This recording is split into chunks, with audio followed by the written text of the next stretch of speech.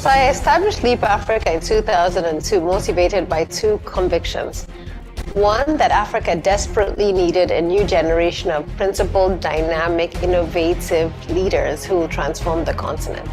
And that our young people were leaders of today and tomorrow.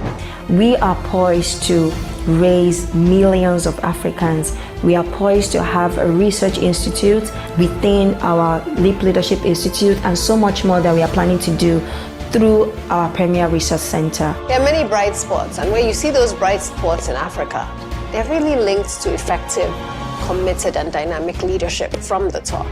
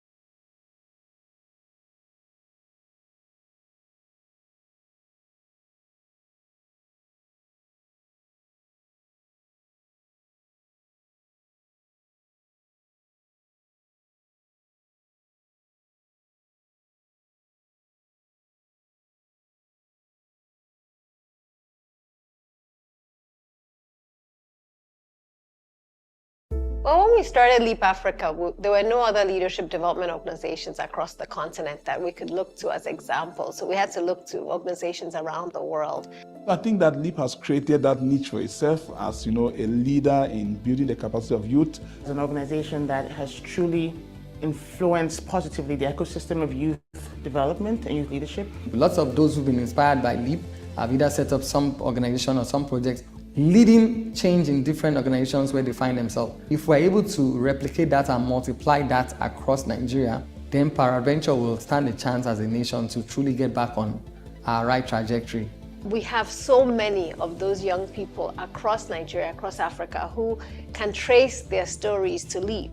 And that really was our vision, to create an army of change agents across the continent who will uplift this continent so we can stand shoulder to shoulder with other continents around the world. And I'm proud to say that we have played a pivotal role in that transition. Well, when we started Leap Africa, there were no other leadership development organizations across the continent that we could look to as examples. So we had to look to organizations around the world. I think that Leap has created that niche for itself as, a leader in building the capacity of youth. It's an organization that has truly influenced positively the ecosystem of youth development and youth leadership. Lots of those who've been inspired by Leap have either set up some organization or some project leading change in different organizations where they find themselves. If we're able to replicate that and multiply that across Nigeria, then peradventure will stand a chance as a nation to truly get back on our right trajectory. We have so many of those young people across Nigeria, across Africa, who can trace their stories to Leap. And that really was our vision, to create an army of change agents across the continent who will uplift this continent so we can stand shoulder to shoulder with other continents around the world. And I'm proud to say that we have played a pivotal role in that transition.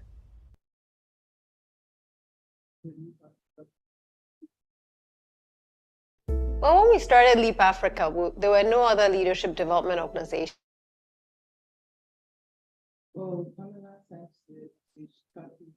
Okay, don't worry, yes, I'm telling you for us.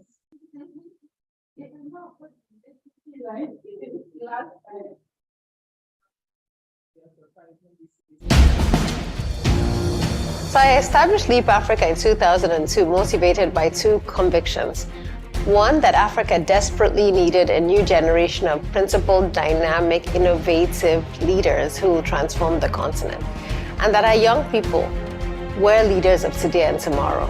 We are poised to raise millions of Africans. We are poised to have a research institute within our LEAP Leadership Institute and so much more that we are planning to do through our Premier Research Center. There are many bright spots, and where you see those bright spots in Africa, they're really linked to effective, committed, and dynamic leadership from the top.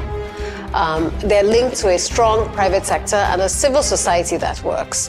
And that's the vision we have. We're not just scaling out, we are scaling deep. We want to understand what more, how best, what is unique, what will make success for a young person in the next 5 years. I really believe we've served as catalysts.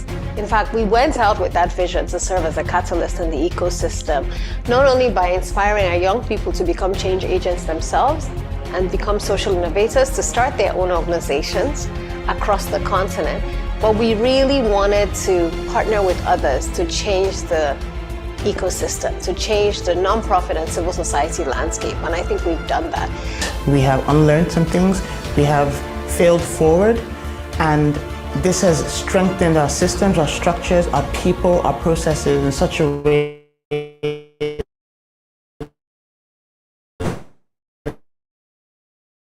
that we can only get with what we're doing even internally. And we are creating the next generation of leaders in the public, private, non-profit sectors who can drive the transformation we desperately need on the African continent.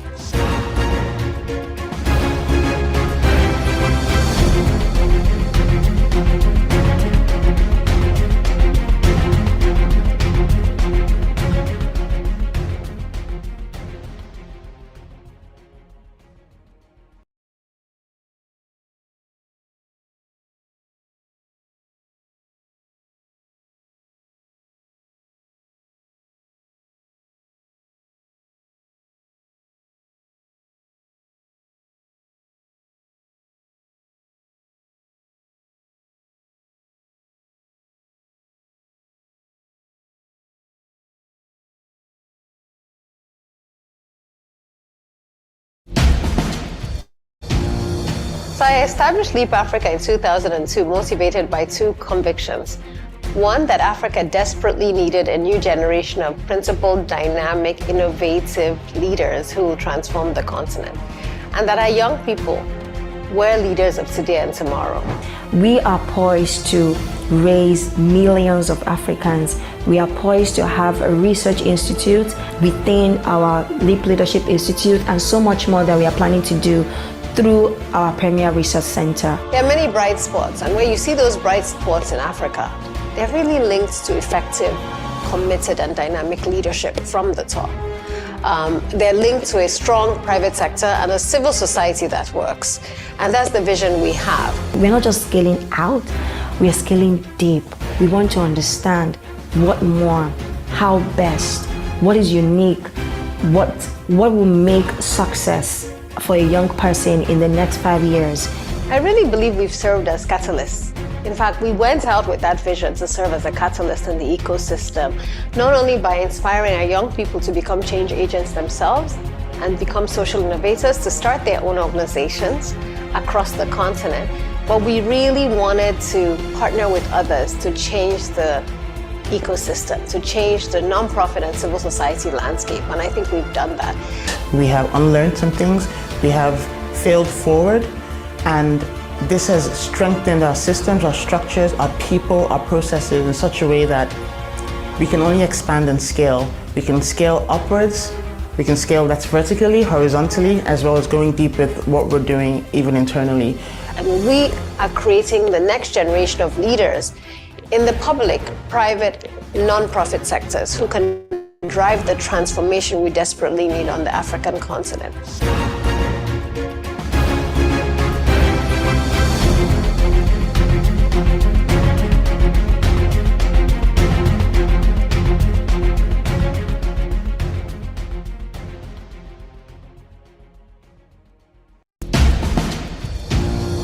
So I established Leap Africa in 2002 motivated by two convictions. One, that Africa desperately needed a new generation of principled, dynamic, innovative leaders who will transform the continent.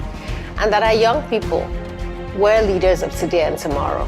We are poised to raise millions of Africans. We are poised to have a research institute within our Leap Leadership Institute and so much more that we are planning to do through our Premier Research Center. There are many bright spots, and where you see those bright spots in Africa, they're really linked to effective, committed, and dynamic leadership from the top. They're linked to a strong private sector and a civil society that works. And that's the vision we have. We're not just scaling out, we are scaling deep.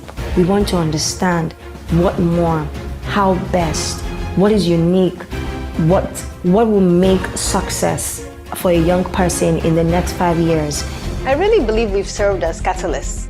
In fact, we went out with that vision to serve as a catalyst in the ecosystem, not only by inspiring our young people to become change agents themselves and become social innovators to start their own organizations across the continent, but we really wanted to partner with others to change the ecosystem, to change the nonprofit and civil society landscape, and I think we've done that. We have unlearned some things, we have failed forward, and this has strengthened our systems, our structures, our people, our processes in such a way that we can only expand and scale. We can scale upwards, we can scale that's vertically, horizontally, as well as going deep with what we're doing even internally. And we are creating the next generation of leaders in the public, private, non-profit sectors who can drive the transformation we desperately need on the African continent.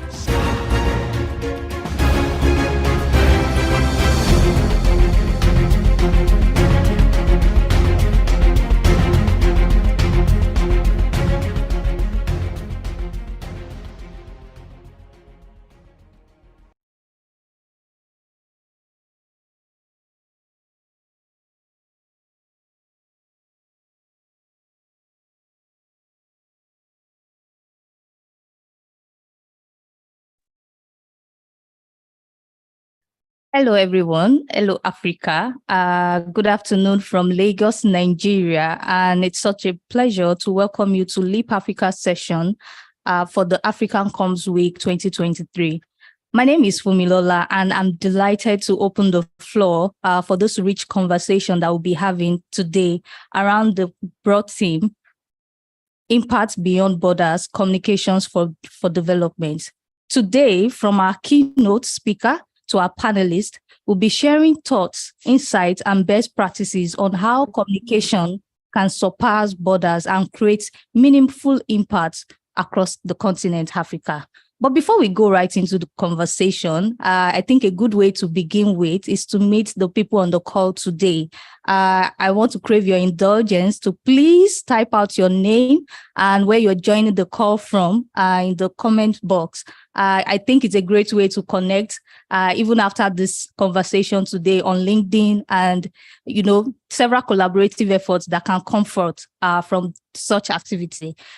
Before we go right into what people are saying from the chat and get a sense of those in the room with us today, I'd just like to begin with telling us more about the African Comms Week. The African Comms Week is a week-long conversation bringing together communications professionals across Africa to discuss and share best practices as to how we can continue to communicate for the social development of the continent. And it's so good to have you all here. It's a pleasure. It's such a delight. Thank you so much for joining us from Lagos, from Kenya, from South Africa. We also have from Ethiopia. It's such a pleasure to have. Interesting. Even from Kampala. Great. Thank you so much for joining. We also have from Zambia. We have from Kaduna, Nigeria. It's such a pleasure to have you all here. Just right into the conversation. It's my pleasure today to introduce a keynote speaker for this event. She's Kehinde Ayeni, and currently the executive director at Leap Africa. Before she assumed the role as the executive director, Kehinde Ayeni was the communications manager at Leap Africa, showing how rich our experience is revolving around communication for development and for impact. It's my pleasure today to bring in Kenny on board as she delivers a keynote address. Over to you, Kenny.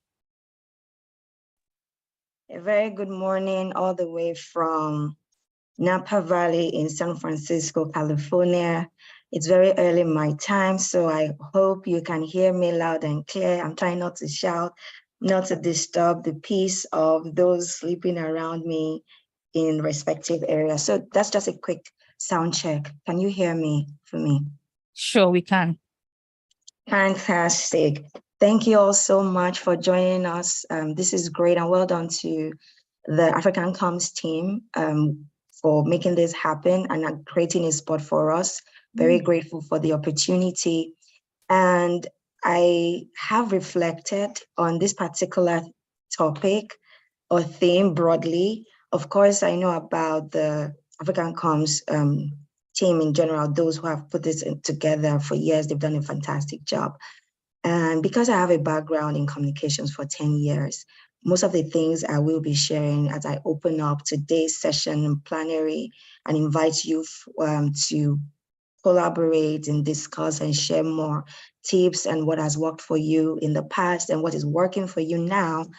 There are things that have worked for me that I'm trying to reflect on, but more so is the fact that this is a bigger responsibility that is foisted on us as professionals. And so how do I begin? My thought is to just basically let us all know that we have one of the most important, relevant jobs of our time. Communications can never go out of fashion. We will always be in demand.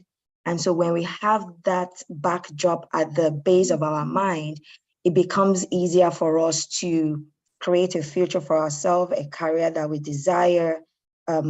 It creates opportunity for us to upskill ourselves because communication specialists, professionals, and particularly those in development or outside of the development sector require highly skilled people to lead, champion, and drive campaigns. So you really must know what you're doing. So as much as possible, upskilling is one of the most important things out there that continues to give and continues to create the opportunity that we love. The other thing I would say is that we are frontline workers. When you are a communication specialist and professional, particularly in the development sector, you are not different from an essential worker. And this is me reflecting on COVID era where some of us were, classified as frontline workers or essential workers and otherwise, which determine how far and how well you could go and whatnot. And so again, the reason I speak on the fact that we are frontline workers is because we have front row seats to issues as they're happening and able to unpack things around us in ways that people don't understand. We have the beauty of creating something out of nothing. That's very, very key and important for us to share. The second thing I was going to reflect on is the fact that we have a very difficult job. As rewarding as of a career it can be, and it is, it's a very difficult job. And it's not just difficult because, particularly in development, and when you're talking about impact and scaling borders through communication and such, is the fact that we are not selling products.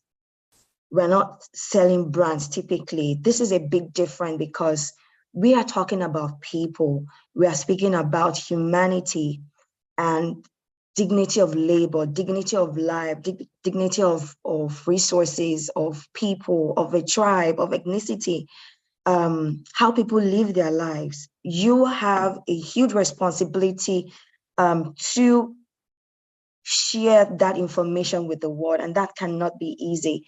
And following up on that is the fact that when you speak about impact and communications for development across borders, is the fact that we have another responsibility to shape and not disguise the truth. This is difficult because you have a job that is made possible by people. So maybe, for instance, in development, particularly, you're a grant receiving organization, so you have specific donors, funders. They want to hear some things about what's going on. They want to know how you've performed, your organization has performed. And so there is opportunity to disguise the truth. There is, and when I speak about disguising the truth, it's about amplifying and over-bloating your success as an organization. It's about painting a picture of what is not happening than what is really happening because of how we are presenting the fact. And so we have a huge responsibility to shape narrative, to shape conversations, to shape movement, to shape campaigns, to shape interventions, to shape success and failures. Because we speak a lot about successes and not so much about failures. We speak so much about what's good and what looks nice. And sometimes we can really dwell on what's not so good about it. And so in asking that is, or in speaking about the responsibility of shaping and not disguising, is what is the actual truth? The responsibility of communication specialists is to always deliver the truth at every point in time. And so with every content, as we like to call it, every information going out from us, is it the truth or is it the best of our ability in communicating the truth? The other thing close to this vehicle around my point on communications experts having difficult jobs is the danger of a single story. So many years ago, I think over a decade now, very long time, Chimamanda Adichie broke records when she shared that piece on the danger of a single story. And for the first time in a very long time, we had the attention of the world as Africans. You see, there's a difference when you're an African and you go into diaspora. And there's a difference when you are an African and you're born in the West. There's a difference. And so for the first time, what happened with that message, that piece that Chimamanda wrote, was declaring just this danger of saying a one-sided story. As communication professionals, and when we think about making impact and communicating impact for development, we must have a well-rounded view, a 360 perspective. We must speak for not of injustice done to people, but why is there injustice done? Who is fueling the injustice? For instance, I'm just speaking social injustice as an example. We must always query where the origins are coming from, who is responsible for this, and continue to ensure that we balance the information that is going out for us to make impact, for us to communicate impact of any type. Again, I must also talk about the spirit of self-aggrandizement that happens when we are telling our stories and when we are trying to communicate impact for change. And this is always about self-promotion, how well our organization is doing. We have reached 10,000, 2,000, 1,500 people, blah, blah, blah. We must be careful to not bury our content in activities, which is tantamount to what I was just making a point on regarding self-aggrandizement, about how great our brand is, how well we are supported. And more so as communication specialists, we tend to, again, speak from who is funding us more than the people we are serving. And so that's why we must be careful about spinning a narrative for the people and not so much about the people that have made it possible alone, but making sure that that's balanced and we're not just self-promoting and telling the actual story that's happening there. I don't know how much time I have left, but I still have a couple of points I wanted to make across regarding this. So one thing I found in 10 years that I actively worked in communications, yes, I left the title as manager, but I started way many years ago, of course, going through all the motions, is the fact that I recognized that I was an institutional knowledge carrier. And so for professionals, and when we try to talk about Communications for Impact and for Development, be aware that you are institutional knowledge carriers. It's never always about you. And I make a good point of, linking this to the press and linking this to what's going on in the media. When you listen on the radio, for instance, or even to TV, and they have a TV show or a TV host or someone coming up, particularly those who are seasoned in media, they tell you about things about Shagari, the days of Gowon, the days of many years that we were even never part of. Why? Some of them were not born in those years, but because they have done the work, they've done the research, they have the burden of also carrying it forward and retelling the stories.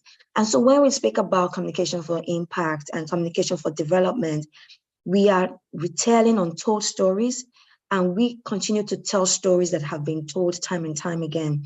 And so we need to understand the power that we wield, the importance of that responsibility. I'm still speaking on that, the craft of responsibility now, knowing that we are institutional carriers, not only within our organization. And for me, many people came to me and asked, oh, Kenny, what happened here with this project? What happened there with that project? Who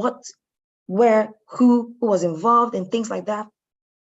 And there's a residual knowledge that I call for. It wasn't because when I was doing my work, it was with the intention that, yes, one day someone's going to ask me, but it's just part of the job. Again, so you have the burden to be knowledgeable, to continue to be mindful about the huge responsibility that you carry as institutional knowledge carriers.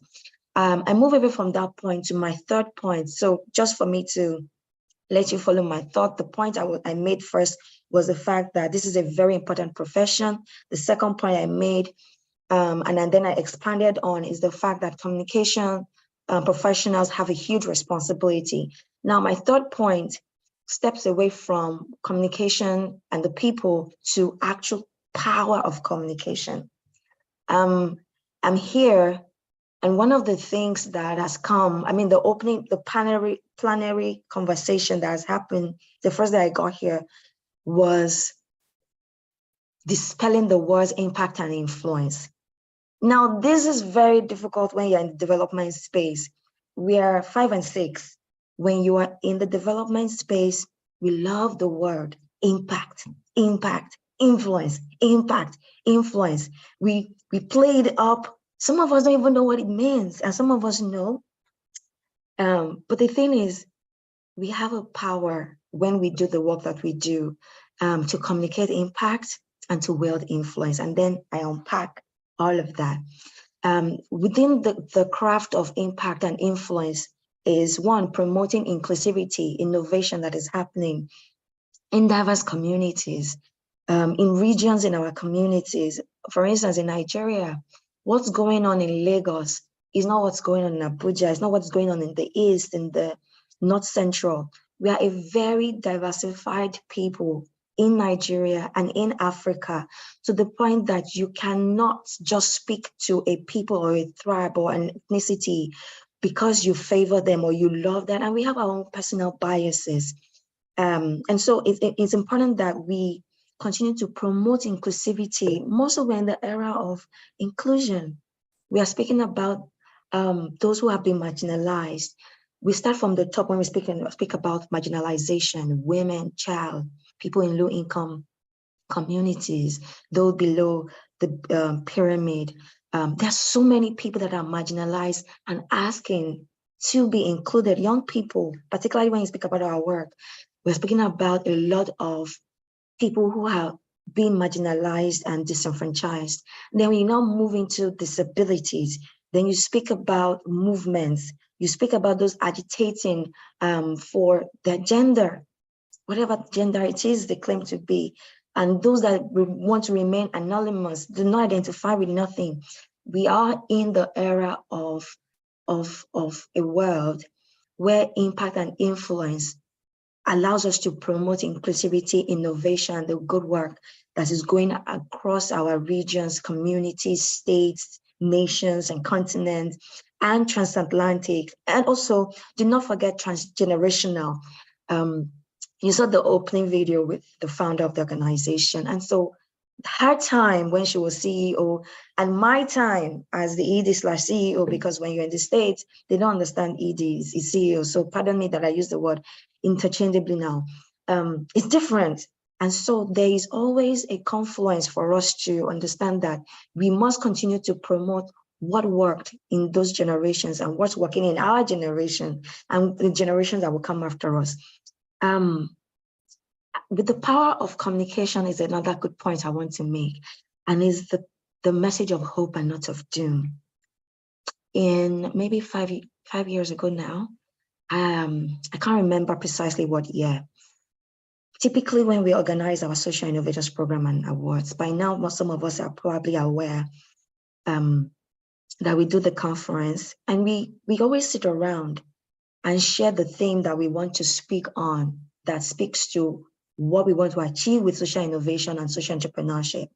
And that year, we approached the founder. She was amongst a lot of people that was reviewing the theme that was submitted.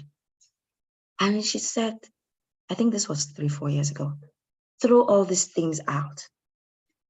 They did not give hope. I took a step back.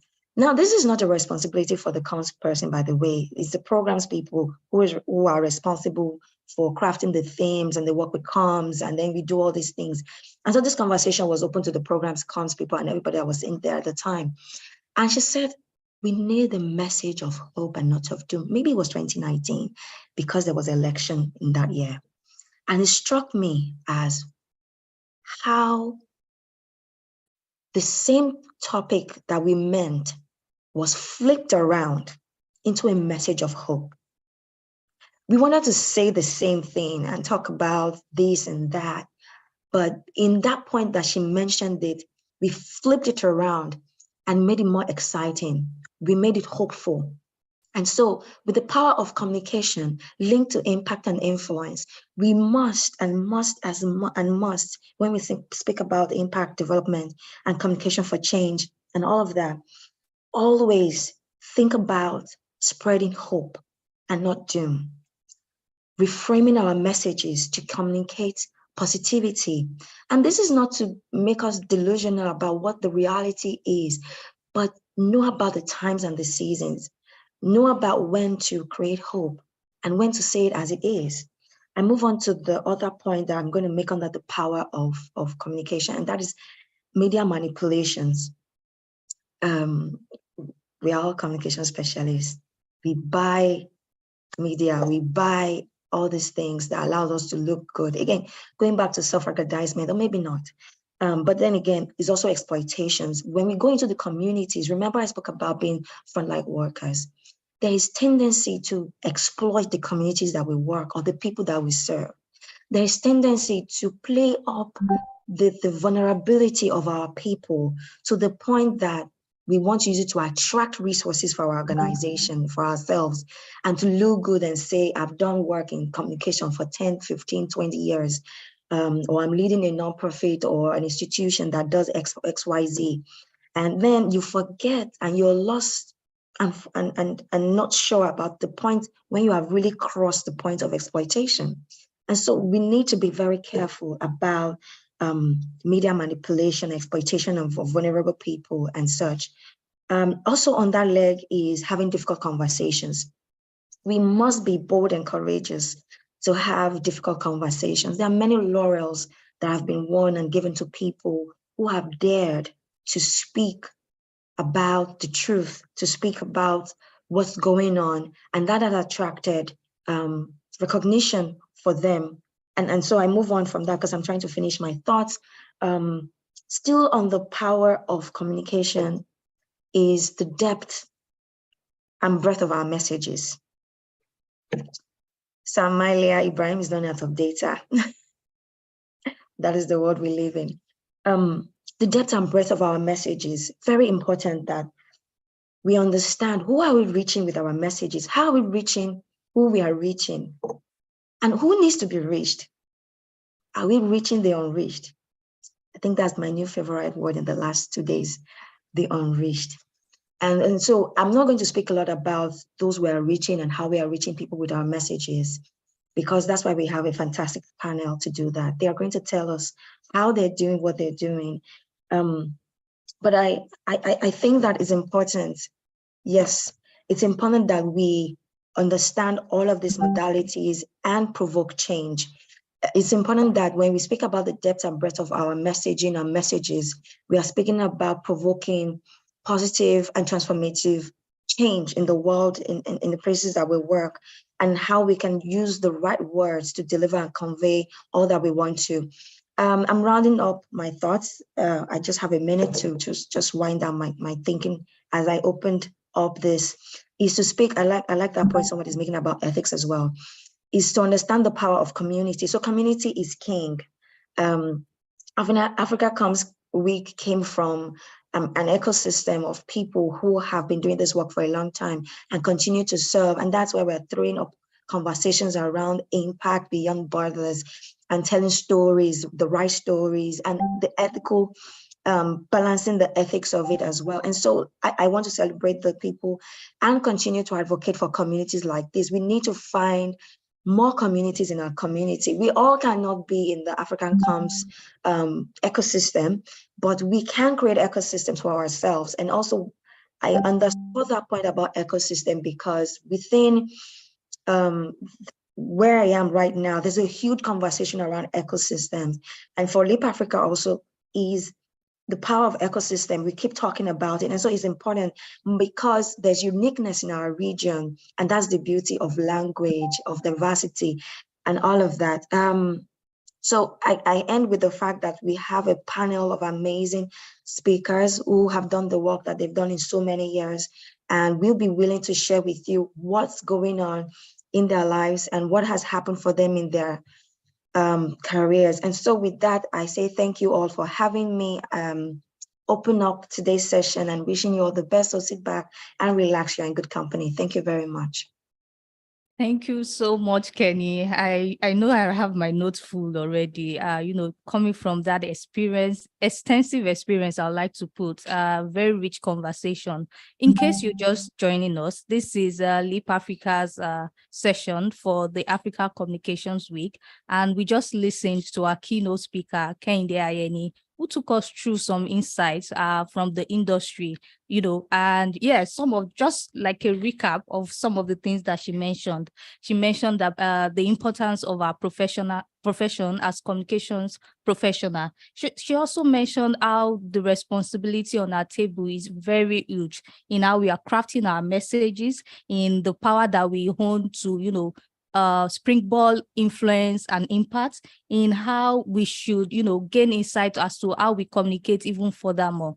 I don't want to bore us more. I know that this recording is available on YouTube channel, Leap Africa. You can go back there to replay and listen to some of the chat. Without wasting much of our time, I'm so excited to have the panelists on board. And doing justice to this is our communications and PR manager at Leap Africa, Ellen Upi. Over to you, Ellen. Okay, thank you so much for me. Good day, everybody, and thank you for joining in. It's been great looking at the comments coming in. We have people from all over Africa, and that's very representative of both the team and the mission or the vision for Africa Comes Week. Like Fumi stated at the beginning, we're looking to bring people from all over Africa to discuss key issues. And this year, the general broad theme is a borderless Africa. And what else screams borderless, like having a conversation where you have all of Africa joining in. So thank you so much for joining in. Thank you for your time. And we'll go right into it. I know you're not here to listen to me. You're here to listen to the amazing panelists we have. We have representatives from every part of Africa. So I'm going to jump in and quickly introduce our panelists, starting off from our representative from the west of Africa, Blessing Sunday. So Blessing is a communication strategist, public speaking coach, speaker, writer, and editor. She's the founder and lead trainer at BUS Public Speaking Academy, a training organization that is committed to raising dynamic and effective communicators. Blessing is the communication and marketing manager at Faith Foundation, where she manages the foundation's internal and external communication and implementing its storytelling strategies. Please just, put some emojis in there to welcome Blessing. Next up, we have Fiona representing the East of Africa. Fiona Imbali is a highly experienced communication specialist with a strong background in international development. With over 16 years of experience, she has expertise in strategic communications, multimedia journalism, digital verification, media relations, advocacy, development communications, and science communications, particularly around climate change. Fiona also held communications and programs administrator positions at the African Center for Technology Studies, head of communication and coordinator of the Livelihoods Program at the Organization of African Instituted Churches, and a graduate consultant for Christian Aid UK. Please, let's put some emojis and welcome our East African representative, Fiona. Moving on, we have next, Maki Makura. Maki is a true representative of when we say borderless Africa, because Maki is representing us for South Africa or the South of Africa, but Maki is actually Nigerian. So Maki is a Nigerian author, journalist, actress, and businesswoman who currently serves as the executive director of Africa No Filter, an organization aiming at inducing changes in Africa by means of mass media. She has a degree in politics, economics, and law from the University of Buckingham. In 1998, she moved to South Africa, and in 1999, she started her own consulting company. She was Deputy Director for Communications in Africa at the Bill and Melinda Gates Foundation, and since 2017, the representative of the foundation in South Africa. In South Africa, she also acted on television, mainly in the Jacob's Cross drama series. So with us, we have a real-life, real-time star. I particularly enjoyed Jacob's Cross, so it's good to have you, Maki. Thank you so much for joining us. And last but not the least, representing the north of Africa from Morocco, we have Khadija Jannati. Khadija is the CEO of Tea and Coffee, a media and public relations consultancy based in Morocco with offices in Casablanca and Dakar, and operating all over Africa. Tea and Coffee is a member of WorldCom PR Group, the world's largest group of independent PR agencies, with agencies in 45 countries and 5 continents. She is also the founding president of iAfrica, a network of African entrepreneurs with a common objective of positively impacting Africa. And she's the national president of ESPOD, a leading Moroccan NGO promoting women's economic empowerment through entrepreneurship.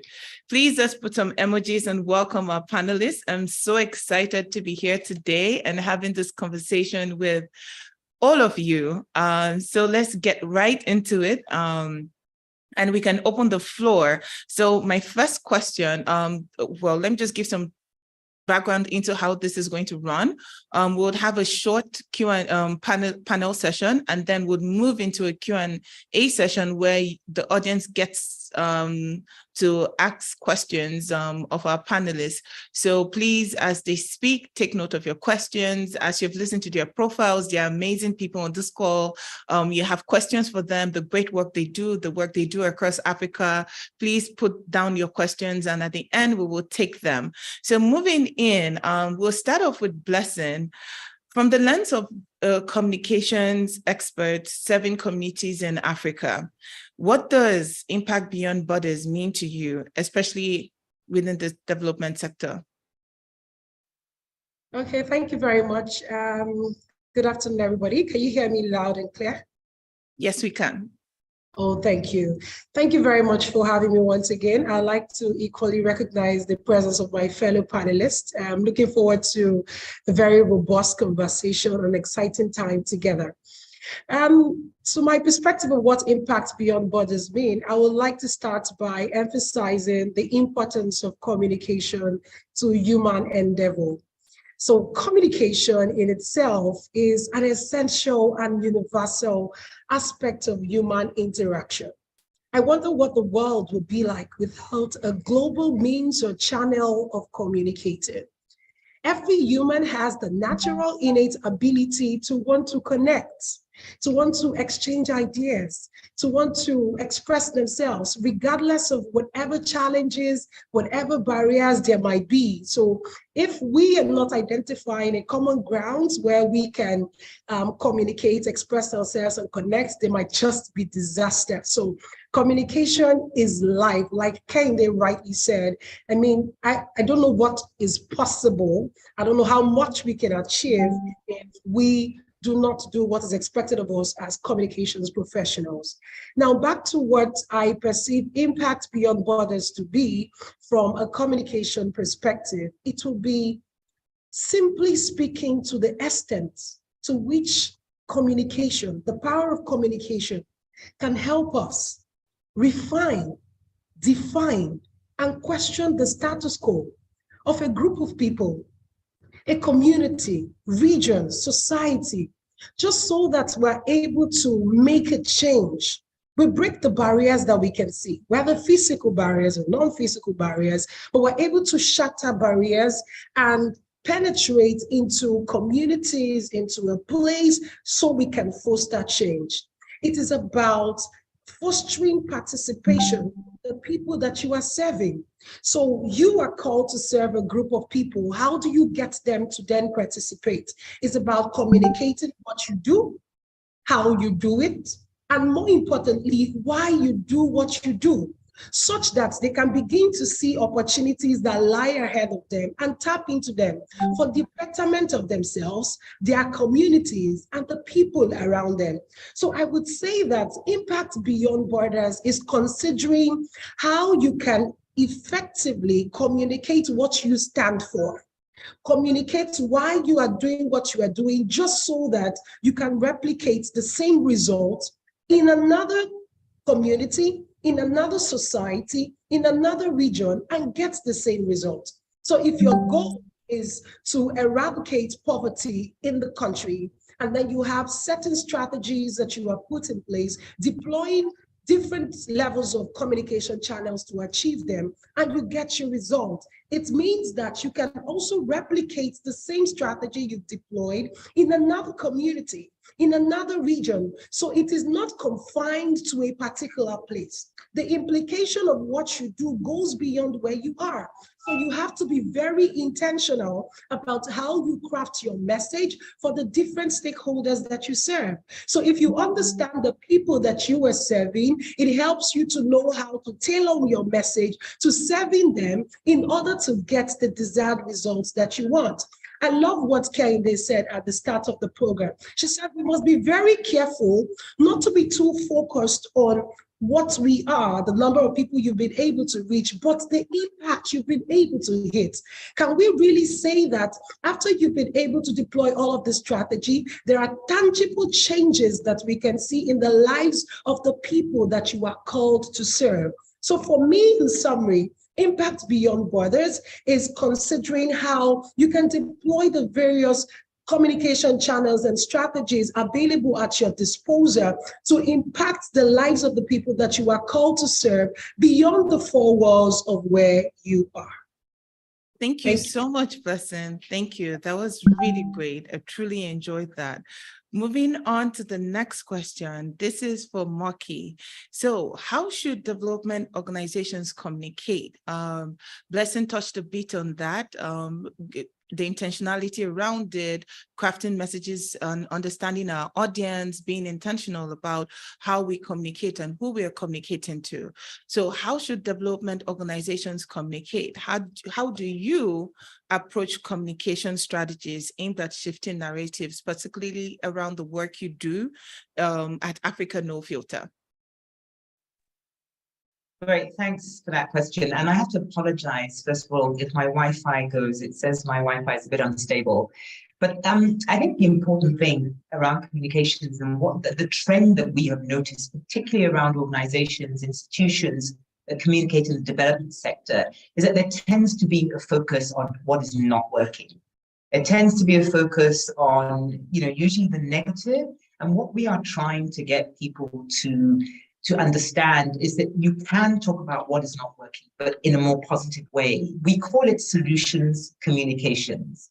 And solutions communications is where you go back and you look at the solution that has worked. So you want to talk about poverty or gender-based violence or maternal and child, health. Let's talk about where we've seen it successful, or an initiative or a project that has gone well. Let's talk about why it worked. Let's interview the minister who was behind it, or the health worker that was part of it. And from there, you start highlighting the lessons learned, and you can learn from that. Other people reading that story in different areas who are working on the same issues can learn from it. And then you can highlight what the general problem is, or the challenge in that particular country. And I find it's a way of thinking. And the reason why we often don't do that is because often we don't have the data. As communications people, often you go for what's new. Oh, it's the launch of this new initiative. So-and-so is just given the funding here. We talk about what's new. And solutions communications requires you to go back to something that you did before to find out how it worked. And then you look at that, you analyze that. So that's a challenge, I think, because it can't replace communications, because you will always have to announce some new initiative, and that's a lot to do with what we, communications people do. But what we're trying to say is that approach it from a perspective of what's working.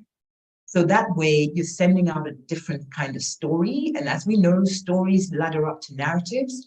And that's a very simple, clear way of changing the narrative, which I feel that a lot of communications around this particular sector really contributes to a poor narrative about the country.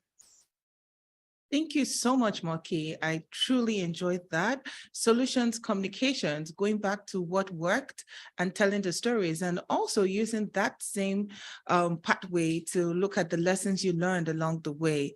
Thank you so much. Moving on to Khadija. Does communications have a role in Africa's development? Looking at the current realities of Africa, the estimated numbers of over 3,000 cultures we have, over 2,000 languages, what are some of the key challenges you have faced when implementing impactful communication strategies across borders, and how have you overcome them? This is a great question that would also allow other panelists chime in at the end of Khadija's response. So over to you, Khadija. Well, thank you very much. And of course, very excited to be here for this discussion. And I would like to renew all the thank you to Leap Africa and to Africa Communications Week for the initiative. Maybe starting by answering your first part of the question, which is how communication is important to Africa. I think that communication is becoming even more crucial to Africa than it has ever been, because we are living a time where Africa is becoming the center of the world, and it is a fact. We should not anymore be speaking about the potential of Africa. It's not about potential, it's not about the future, it's about today. So there are there is an important role that communicators and communications can play. First of all, it's all communications campaigns, especially when we speak about the development sector, have to be able to help Africans know Africa better.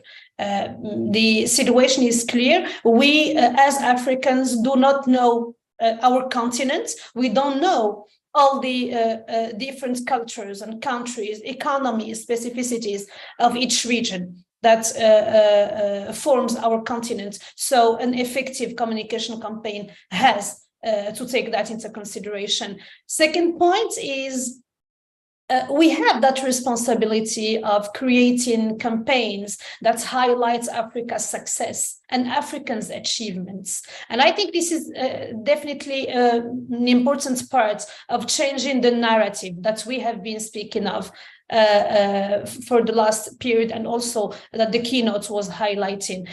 Changing the narrative about the continent comes from us, from the campaigns that we are building and from the messages we are conveying. And it is important to highlight our successes and where Africa has been able, what Africa has been able to achieve and what Africans have been able to build and to develop. Maybe the third thing is building connections that will foster collaboration and facilitate synergies. And this is where the beyond the border would come. How can we make a campaign in Cameroon be visible to people in Morocco, South Africa, and Uganda, and create in them this feeling that we share a lot and we can benefit from each other's experiences, build on each other's experiences, and make the impact go beyond the country where the campaign or the project is taking place. If I would like to answer a question in a very clear way, which about the challenges, I think we are facing many challenges, mainly related to that diversity. So at some point, this challenge of diversity is in itself our opportunity to show all the richness of Africa. 3,000 cultures, 2,000 languages, 54 countries. And I think that the first challenge is about this diversity is that from outside Africa, people look, brands, organizations look at Africa as a country, not as a continent, thinking that everything can be duplicated the same way in Algeria, Mali, Mozambique, or Lesotho, where we do have different cultures and definitely need to be addressed in different ways. This is where thinking global and acting local takes a lot of sense. The second challenge, I think, is about the standards. We tend to think that the European standards are the standards, where we do have African standards because we do have our history, we do have our culture, we do have our own way of doing things. So at some point, we need to point out that what is not European is not absolutely not good. We do have our own standards. Now we have the responsibility to showcase them, to explain them, and to help others understand them and commit to our standards, which come from our culture and which come from our know-how and our expertise. It is not because we do not do things the way Europeans do that we do them bad. It is our way of doing them is the good way because we come from here. We know what here means, and we know what Africans will listen to, what matters for them, and what will create impact for them. Thank you so much, Khadija. It keeps getting better. Thanks for that reminder. Think global, act local. And then the African standard. What is the African standard? We need to set the African standard.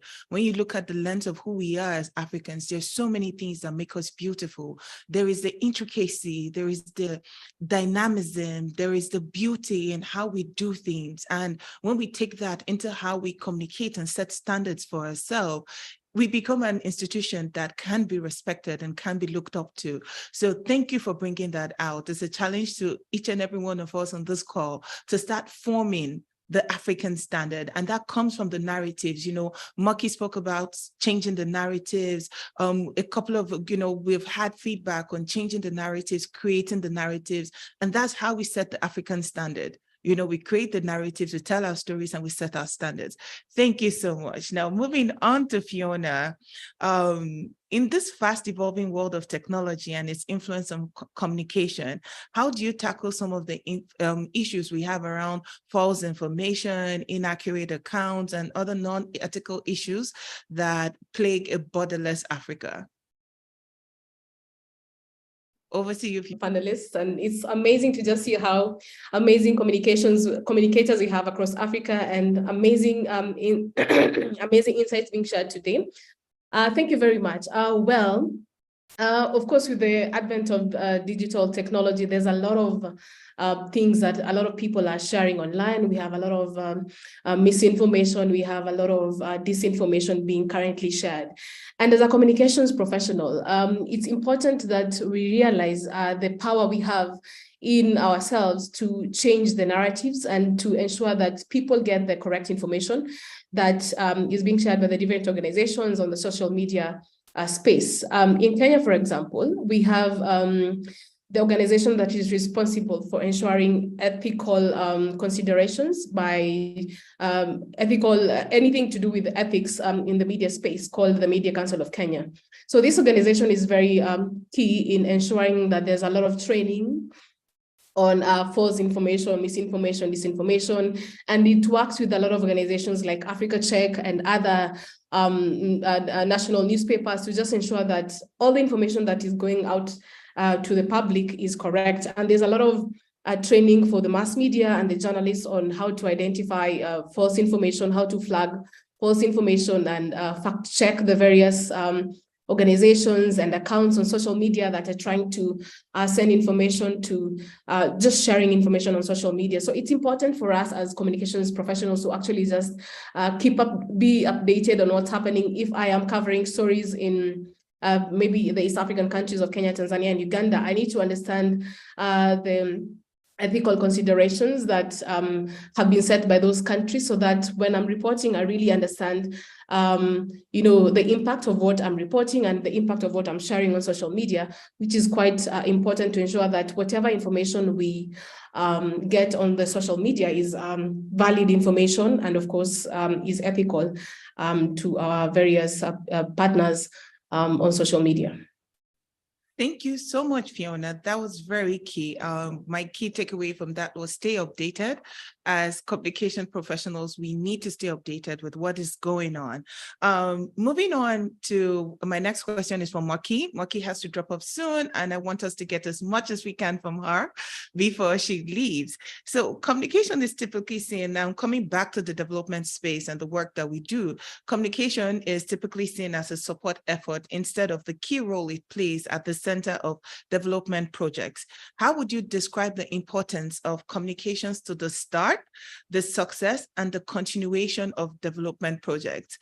Putting it this way, particularly to shed the light on how communications is a full part of the entire life cycle of change and impact that we make in the development space.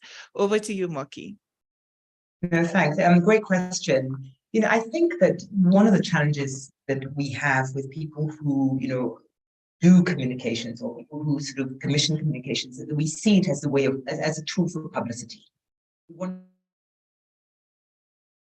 to just get the word out that we sponsored this, we funded this, this is what we're doing.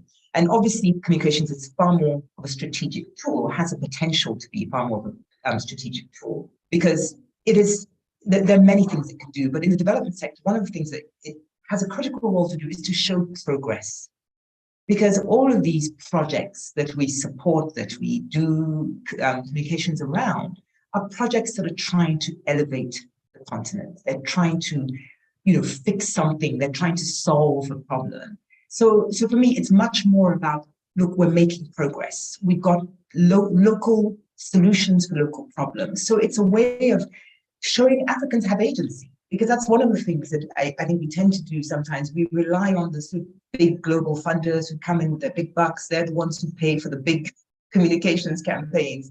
And we often forget, actually, it's the local NGOs, it's the local organizations that probably have the solutions, but definitely implementing them. So in a way, one of the things that I think that more organizations who support communications can do is look at it as a tool for showing progress on the continent, but also for showing local agency. That this is something that we as Nigerians, as Kenyans, as South Africans are doing in our community, because we understand, because nowhere is perfect. We always get the impression that the global north is perfect, and they don't have any problems there. All the problems are down here. There's nothing wrong with having problems, because problems are a way, or challenges, should I say, because they're a way of showing innovation. Because if you solve a problem, that's you're innovating. So for me, we need to use communications as a tool to improve our sense of agency and to show that we're making progress as a continent, not just as a tool for publicity. Thank you so much for that, Moki. Communications is not just about publicity, it's about showing progress, and not just progress, but also showcasing our agency, our ability to participate in our own story, in our own change, in our own narrative, and our ability to own that. Thank you so much. Thank you for that. Moving on now to Blessing. From your experience, how has technology played in facilitating communication for development across borders? And in what ways can we leverage technology to advance development across Africa? All right, thank you very much. Like they say, our world is now more interconnected than it can ever be. With the advancement in digital technology, we are living in a global village. So no matter how far you are, technology has helped us to break the barrier of geographical limitations that we can have. So we give the credit to technology. Now, technology has actually helped us. I'm going to be speaking from the point of view of being the comms manager at Faith Foundation to advance our work. How? Firstly, Faith Foundation is a nonprofit organization that is focused on enabling businesses, Nigerian businesses, entrepreneurs, helping them with all the supports they need to start, grow, and scale their businesses. And we've been able to do this not just within the four walls of the country, but beyond, across other African countries. And we've been able to do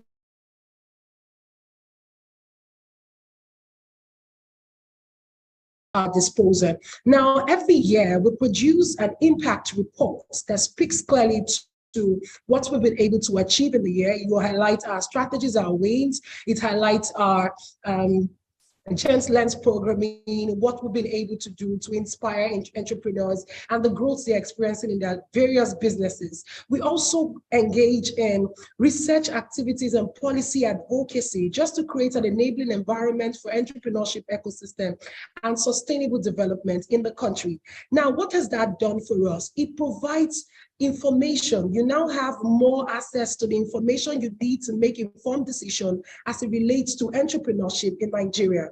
We are also able, through the availability of the technology that we deploy, to influence certain decisions that is related to policies that can either affect or be of great benefit to entrepreneurs. So you have access to information as much as possible. Technology has also enabled us to have access to learning. So there's e-learning now. So if you are not able to be physically present at a place to learn, you can just go online and take on some courses and just learn, improve yourself, shaping your perspective of what a place is like, their culture, their belief system, which will in turn influence the kind of decisions that you make.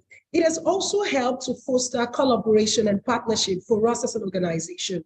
How? We are able to tell our impact, transmitting the information through the technologies that is available at our disposal. And people who share the same values as we do and see us as a reliable organization to partner with, they come.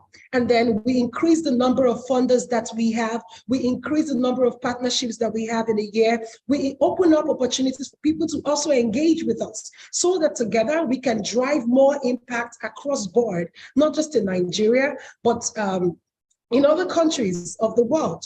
Now, how do you leverage on it? The truth is that as much as we have a lot of technological tools available, you have to understand the one that best serves you. Which of these platforms will serve you? How will they serve you?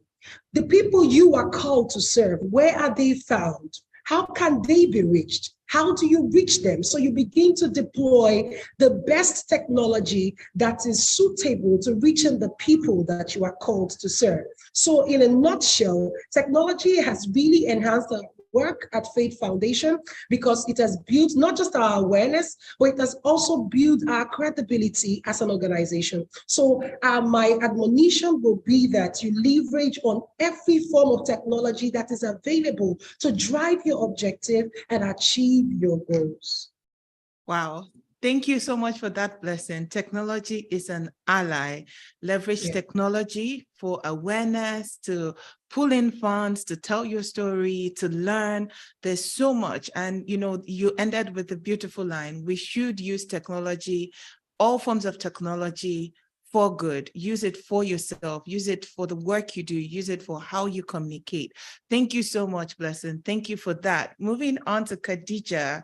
Now, Khadija, looking at the work that you have done, particularly across Africa, the work you do with your PR company, what are some of the unique challenges you have experienced with trying to do work across Africa? You know, we spoke to the diversity of Africa and thinking global, but making it local. Now, it's not always that easy, you know, to be able to work locally across different countries. And I know you work for organizations that exist or that has presence in over 45 countries and 5 continents. What has that been like, working across different countries, across different continents, and what has been some of the issues you've faced and some of the ways in which you've gone about it?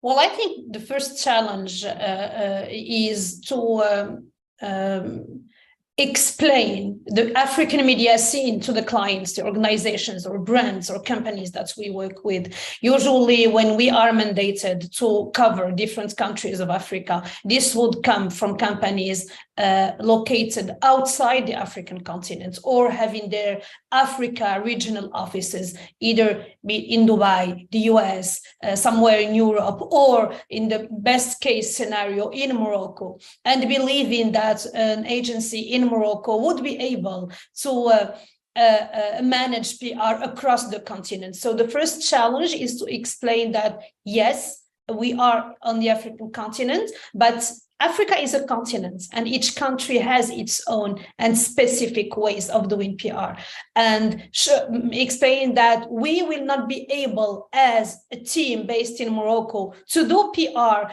in DRC or in Cameroon or in any other parts of the world. And that's why we had developed a network of partners and team members located in different countries where we work. And this is also the power of a network like Africa Communications Week, where we are able to tap into Africa expertise in PR in different parts of the continent, and be sure that we will be partnering with the best-in-class people in each country, because we do have local expertise. So that's the first challenge. Now, when collaborating, the second challenge is to explain that we cannot do the same things in the same way in different countries.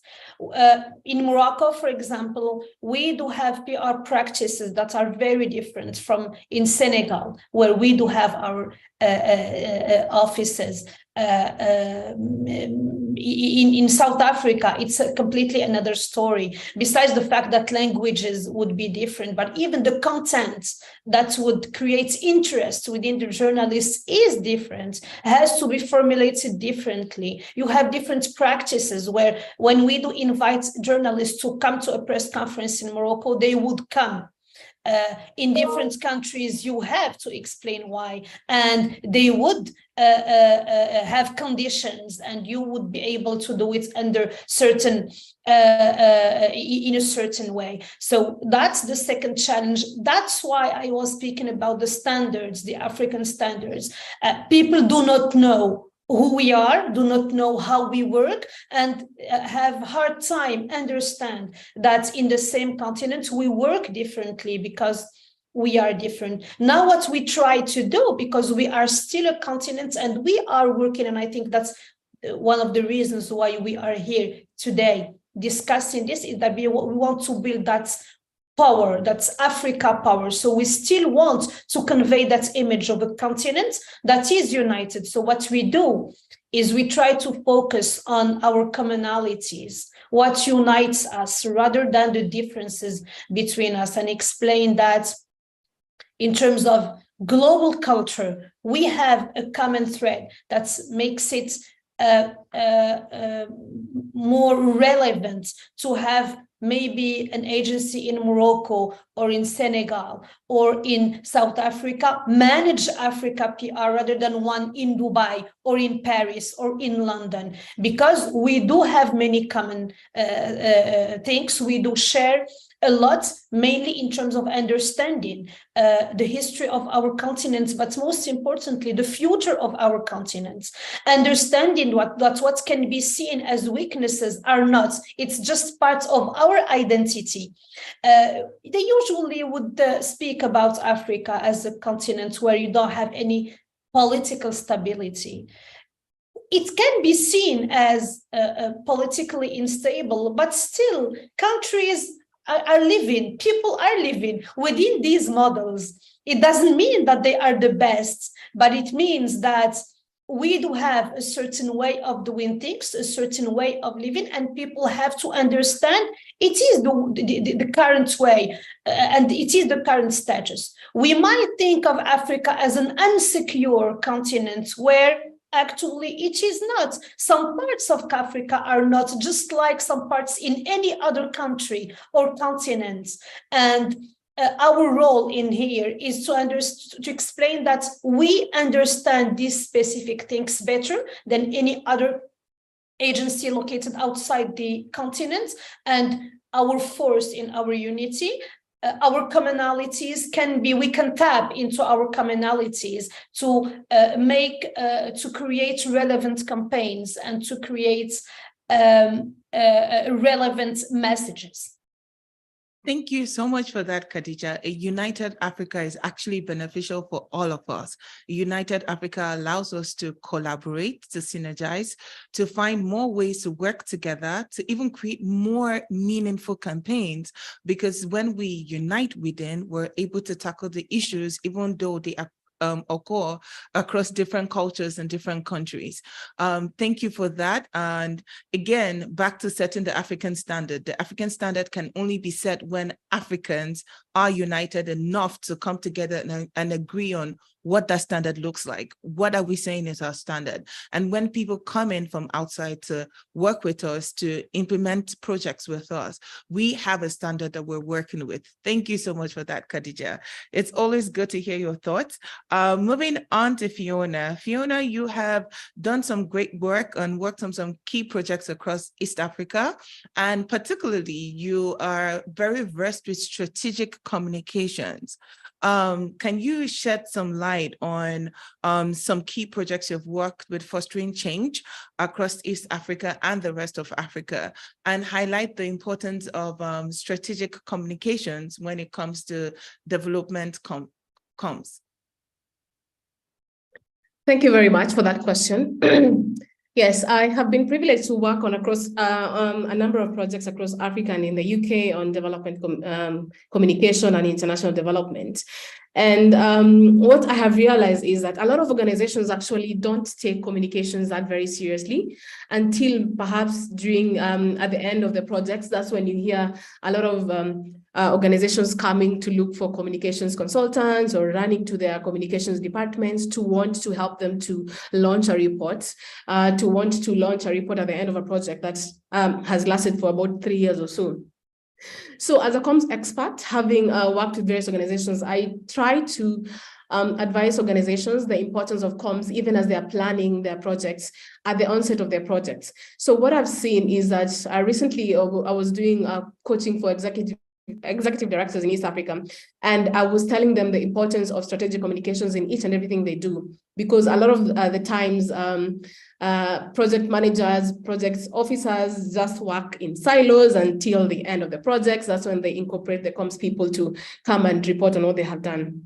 So the coaching was basically to try and help them understand the importance of understanding what comms is all about in their organizations, how they can incorporate comms in each and every stage of their project implementation. So strategic communications is very important for organizations, because a lot of social change organizations are doing great work, but if they're not communicating what they're doing, then people wouldn't really know and appreciate the impact of the work that they're doing, which can be felt across borders. So as I train people on strategic communications, I tell them that it's important to understand what the objectives of communications is for the organization and the projects that they intend to tell people the stories about. So what are the objectives of communications for an organization or a particular project? And then it's important, as other speakers have spoken about, of understanding who your audiences are. So if you really have not done proper research to know who your audiences are, you will actually have a haphazard way of communicating whatever it is that you want to communicate. So today you want to maybe have a campaign on social media on Twitter, tomorrow you want to have another campaign on TikTok, and perhaps your audiences are not on TikTok. So it's important for you to do proper research as an organization to understand where your audiences are. And then, of course, you can plan your messages according to where these audiences are found at, and then, of course, organize properly to use appropriate channels of communications for you to have maximum impact for the messages you want to send out to the various specific target audiences. I can give examples of, communications for development that has had tremendous impact in the various projects I've worked in across East Africa. Around 2015, 2017, 2018, I worked on across projects in East Africa, where we did a lot of training on climate smart agricultural processes and trained a lot of farmers and used a lot of church organizations to just reach a diverse audiences across Africa. So there's a story I wrote about a farmer who was helping young people because young people do not have means of production, they do not own land. So this old man was giving young people land and subdividing his land and engaging and helping them to learn about climate smart agricultural processes and enabling them to just thrive in farming. And this story was actually picked up by some donors in the EU, and they didn't reach out to us as an organization, but they actually reached out to these people in Tanzania directly. So these people were actually given funds to continue their organic farming, which was on passion fruits, and they were actually given funds to export their passion fruits in the European Union. So you see, if you actually are able to tell your stories very well, a well-told story can actually, impact borders, and a lot of people will actually understand what you're doing, and they can emulate. There's replicability and scalability of projects because of well-told stories. And I remember also working with a think tank on climate change, and I was just thrown into the deep end of communicating climate change, adaptation, and mitigation strategies. So I was involved in developing a lot of information education materials for African Union and the African Union member states, and organizing a training where we were bringing a lot of organizations from Africa to work together on climate change and understanding the importance of collaboration amongst countries and amongst departments in countries within and without the countries, and just helping them to understand the Green Climate Fund. And so this was quite impactful because after the trainings and on the GCF, we had a lot of organizations coming together from the various countries and also from across countries. We had organizations from Kenya, Uganda, Tanzania partnering together to actually develop the proposals for GCF for adaptation and mitigation. We had countries, Ghana, Tanzania, Kenya coming together, countries from all of Africa coming together to collaborate on projects that they thought were actually very impactful for the people on the ground. So communications is actually very important, and you have to be very strategic in how you partner and do collaborations with the various entities that you'd want to create impact for maximum, impact for the various communities that you are targeting to work in. I have done projects on behavior change communication where I have had, of course, some panels speak here about cultural sensitivity, where it's important to, if you're working across countries, to understand where communities are coming from, because if I am trying to do a campaign on behavior change campaign, and behavior change communication in Kenya and Tanzania may be facing similar issues like FGM. What's happening in Kenya is very different from what's happening in Tanzania. So it's important for communications professionals to actually understand the cultures of the different countries they're working in and the cultural sensitivity, so that even as they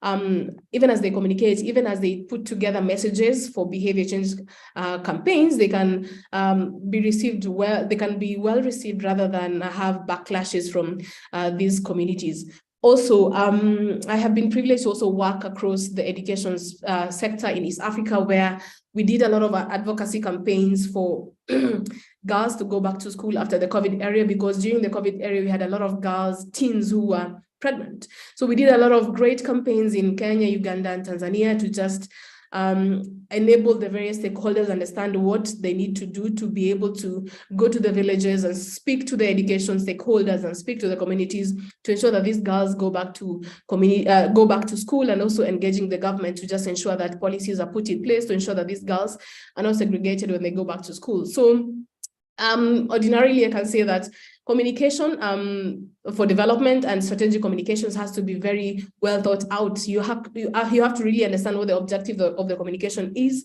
And then, of course, the audiences and your target audiences, they have to be very specific for you to create specific messages for these audiences. And then using the correct channels for you to reach out to these audiences. And of course, also carrying out monitoring, evaluation, and learning to just understand how the impact that your communication is having as you move forward, not at the end of the project, for you to be able to change tact if communication is not having impact that is supposed to have as you move along swiftly.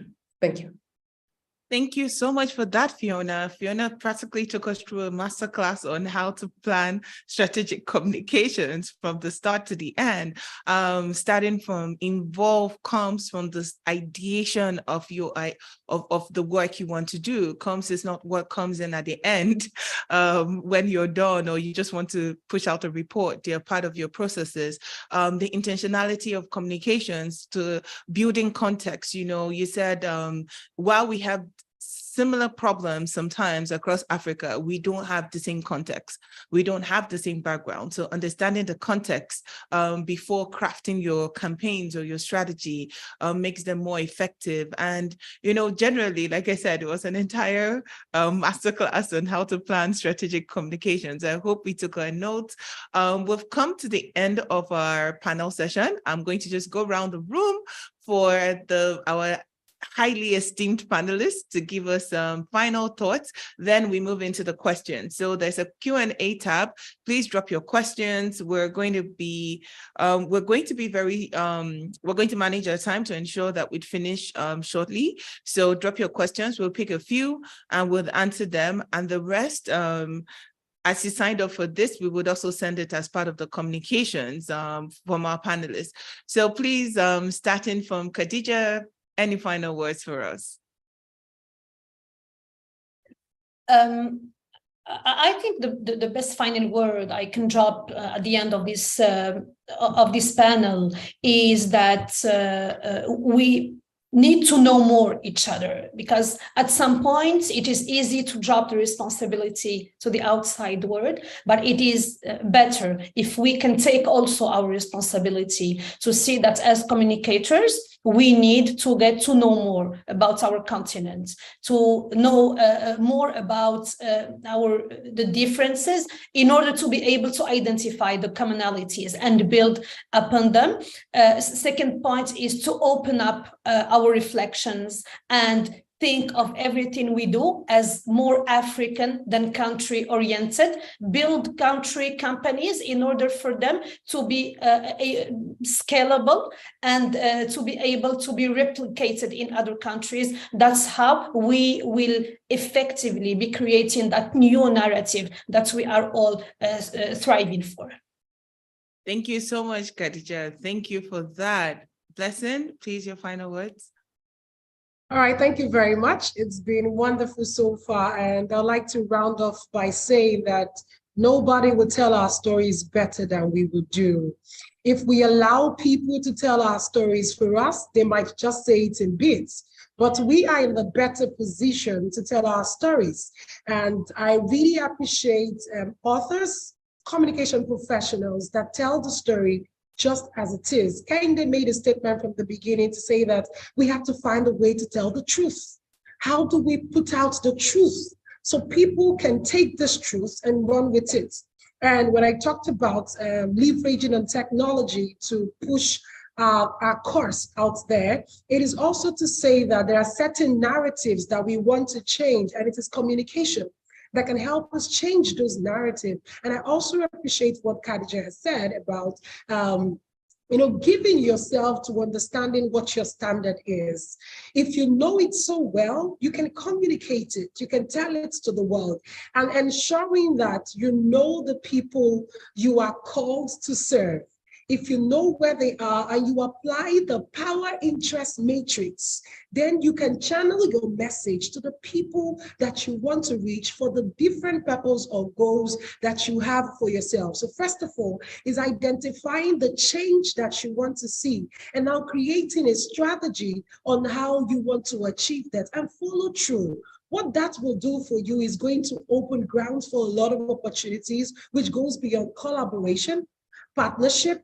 People are coming to understand your work a lot better. You give room for inclusivity where people can also come in and be part of the work that you do. And lastly, remember that it is very possible to replicate what you have done in a particular geographical location elsewhere. All you need to do is just be very intentional and be very strategic. Thank you very much. Thank you so much for that, Blessing. Thank you for the recap and for sharing your thoughts. Any final words from you, Fiona? Thank you very much. Amazing insights from everyone today. And it's just amazing for me. Again, it's a female and all female panelists, which is very rare to see. So it's very interesting to see, female journalists and communicators just speaking sense to what's happening in Africa, and amazing. Hopefully we can have more of this in the future. So there's an African proverb that says, until the lion tells the story, the hunter will always be the hero. So like Blessing has said, and Khadija and every other person has said, it's important for us to actually think how we can tell our stories better. Having worked with communities across Africa, I'm usually fascinated when I go to the villages and I see innovations. I see people who are deep in poverty actually living their best lives, every day as it comes, and putting their best foot forward to just live their best lives, to do projects on adaptation and mitigation, on climate change. And unless we actually just are very focused on telling these stories and ensuring that these people are empowered to also tell these stories, the world will not know what Africa is doing on the ground. And for us to talk to governments, and because we have worked with governments and policymakers to just ensure that these stories are told very well, and there are policies that are put in place to ensure that people in the villages are reached and included in decision-making tables and policy processes, for us to have an impactful Africa where even the minorities, where the voices of the marginalized are heard at the policy-making level, then we really have to ensure that we put our best foot forward as communicators, as people who have traveled the world and have seen what other people are doing, to just ensure that we tell the story of the person in the village as effectively as possibly as we can, and ensure the governments are actually involved in this to tell these stories very well for impact, and ensure that there's borderless communication, as we have seen today in today's discussion. Thank you. Thank you so much, Fiona. Thank you to our panelists. This has been a rich and engaging conversation. Thank you, Moki, even though you had to drop off, for introducing us to solutions communication. I hope the different communication professionals we have on this call are going to use this as a framework to rethink how they communicate for their organizations, and even for entrepreneurs, being able to communicate from a solutions perspective. Thank you, Khadija, for the African standard. Now we are all challenged to start working towards the African standard, to define it, to institutionalize it. What is the African standard? One of excellence, one of detail, one of creativity, and bringing all of that into how we carry out our work. Blessing encouraged us to view technology as an ally, using technology for all that we do, using technology to communicate, using technology for the work we do, and leveraging technology as a tool. So please, as communication professionals, technology is at our disposal, is useful for us, is beneficial for us, and is key to the work that we do. And Fiona ended with telling us to tell good stories, to tell stories at whatever level we are, whether you're reporting from a rural area to urban stories, tell good stories. We're responsible. Our chief responsibility as communication professionals is to tell impactful stories, to tell good stories, to tell stories about the work that we're doing. And this sort of ties up everything that we've said. Leverage technology to tell your stories from a solutions perspective, have an African standard, the spirit of excellence when you tell your stories, bring in good work. And then even for other people who work on in different parts of the team when it comes to the development space involve communications as a key ally and partner in developing solutions so that we can all collaborate towards the Africa that is truly worthy of all its potentials and all the work that we're putting in. Thank you so much, panelists. So we'll move over to the questions.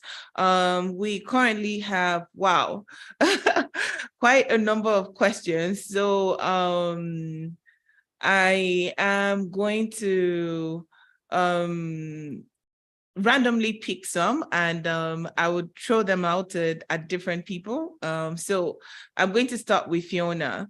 Who are the true heroes, the donor or the beneficiaries, and how can development organizations or development communicators drive to the narrative of who the true heroes are?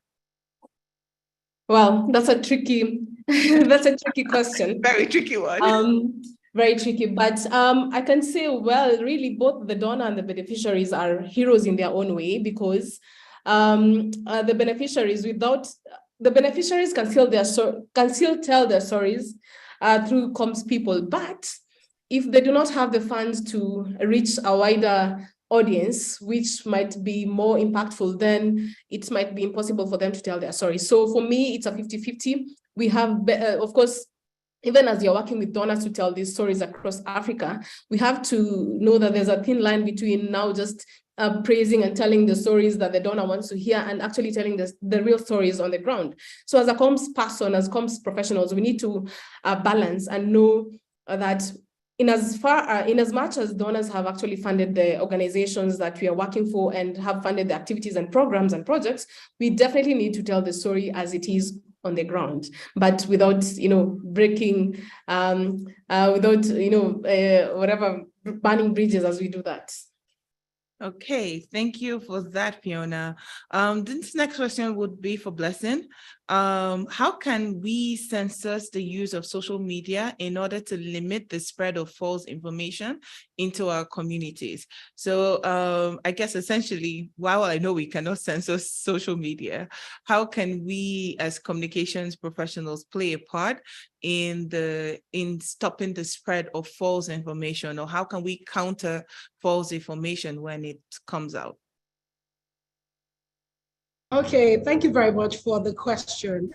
Like you rightly said, we are unable to do that. We can't even control what the media brings to us, but we can control what we respond to, of course, through PR. And PRO in using whatever means available to us to respond as polite as possible without even being defensive. So for example, somebody is speaking ill of an organization and say that, oh, this is what you do, this is what you did that I think is wrong, whether from the point of bias or they're being very logical or they're trying to express themselves as it came to them. So what we can do is leverage on your platforms that are at your disposal to state your side of the story. So it's like putting out a disclaimer, to say that either we are not part of what you have said, or if we are part of it, we want to give perspective to what it truly is, other than keeping quiet. So many times people have gotten into a lot more trouble by keeping quiet, by not saying anything because you feel that's the best way to fight it. It's not true. I believe that when things like that happen and maybe you were mentioned or your attention is called to it, what you then need to do is to speak about it using your platform, stating your truth. What is your truth? And then people can see it, appreciate it, give their comment, and you respond promptly and accordingly. So I think that's the best we can do. Thank you so much for that. Thank you for sharing your thoughts and some insights into combating the issue of false information that actually plagues us every day. Yeah. And the last question that we'll answer on this call before we try to respond as much as we can in the follow-up emails that go after this conversation is for Khadija, and it's around collaborations. How can we effectively collaborate for change? And as a side note, somebody made a comment and said, we need to have a masterclass or some workshop on the African standards. So Khadija, this is for you. Probably we need to organize the African standard. I mean, we have representatives from all parts of Africa on this call. So we probably need to, start up another organization around the African standard and start setting the pace for that. But somebody has asked that we should define what the African standards are, and maybe we need to start having workshops on what that looks like and how African communication professionals can start adopting that as a style for their work and setting it as a standard. But over to you, how can we collaborate effectively for the work that we do? Well, I believe that part of the answer or the whole answer is exactly illustrated in the comment where one of the audience is asking for a masterclass. So basically, collaboration can start by sharing knowledge and building things together. We do speak a lot about co-creation, co-development. So I think that this is exactly the key and how we can start with that. Speaking about the standards, and now defining the standards, our standards, African standards, will also go through changing a number of paradigms. So we need to shift some paradigms. I will maybe illustrate from the question. So I have a position towards this naming of donors/beneficiaries, where, to be honest, Africa has always been seen as recipients of donations from the rest of the world. So I think that the first shift in paradigms that we have to operate within ourselves is to stop identifying Africa as beneficiary in general from the Europe or the rest of the world, and start thinking of a partnership of equals with the rest of the world. And I think that it once again has to come from ourselves, from within us, and change the words we use with our partners, with our clients, correct in a way their wording, which would lead to correcting the way they see us. And this is part also of how we can build our new narrative, how we can work together instead of seeing ourselves as competitors, but as a unique force. It's also about shifting the paradigms. And I think that if we have to see the power of two, which will be definitely bigger than the power of one, and the power of 10 that will be more impactful than the power of 5. And finding how we can start to be complementary rather than walking on one another's feet. And to be honest, we have very good success stories in collaborating with agencies around the continent with ethics and responsibility. We have been working with a number of agencies, either from the ACW network or from other networks, where we have set the rules at the beginning. We have identified the responsibilities and duties of each part and how we will work together as a network to serve one client or one brand. And when you are speaking with professional people, experts people, responsible and ethical people, believe me, you can build that collaboration and everybody is winner.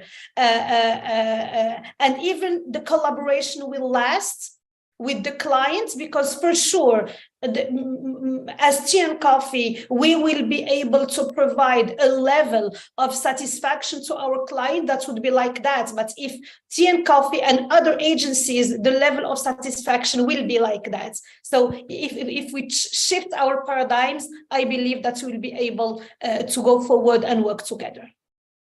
Thank you so much for that, Khadija. What a great session. Thank you, everyone. Thank you for your patience. Thank you for staying on the call. We've come to the end of the panel session. I would hand over now to Joshua, who will be giving the closing remarks as we wrap up this conversation. Thank you so much. Over to you, Joshua. Hello, everyone. Good afternoon, good morning, wherever you are. different parts of the world. My job here is so simple. I would like to express my deepest appreciation to everyone who has joined this conversation from every part of the world. From I could see from Zambia, from Kaduna in Nigeria. I am so glad that you are here. And before we leave, I want to charge us to just take a moment to reflect on the lessons that we have learned on this conversation. We have seen the power of communication. We've seen that if we properly harness this communication gift that we have, it can serve as catalyst for development, for growth. And then we know that communication can help break barriers. It can help empower the marginalized communities, and also foster give voice to the voiceless. And so I just want to, in the words of Nelson Mandela, he said that communication is the greatest weapon that we have. And then I want to charge us to, leverage the power of communication to break barriers, to break boundaries, and extend support to everyone that we can reach out to and across Africa. And so I want to encourage us to follow us on Leap Africa, at Leap Africa, and different social media platforms that we have, Instagram, Facebook, LinkedIn, and Twitter, where you get to stay updated with our activities and programs. And then we have another insightful conversation coming up this Friday, which is in commemoration of our 21st anniversary, Leap Africa. So I want to charge us to be part of this conversation. Follow us on our social media platform and get information about this webinar that will be coming up on Friday. Finally, I want to say thank you to you. And I want to charge you to enjoy the rest of the day, wherever you are. Thank you so much, and take care. Bye.